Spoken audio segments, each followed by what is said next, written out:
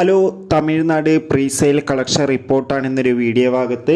വീഡിയോയിൽ മുമ്പ് video like ചെയ്യുക, ചാനൽ സബ്സ്ക്രൈബ് ചെയ്യുക.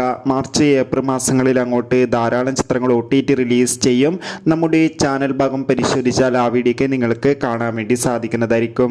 പൃഥ്വിരാജിൻ്റെ സംവിധാനത്തിൽ മോഹൻലാൽ, ടൊവിനോ തോമസ്, മഞ്ജു വാര്യർ എന്നൊക്കെ പ്രധാന കഥാപാത്രങ്ങളായി മാർച്ച് 27 റിലീസിനെത്തുന്ന ചിത്രമാണ് എമ്പുരാൻ.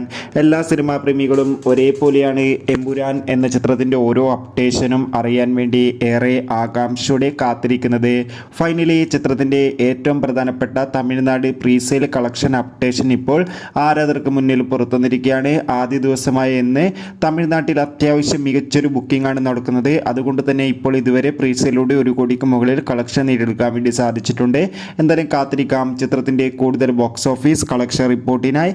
എമ്പുരാൻ എന്ന ചിത്രം കണ്ടവരുടെ കാണാൻ കാത്തിരിക്കുന്നവരുടെ അഭിപ്രായം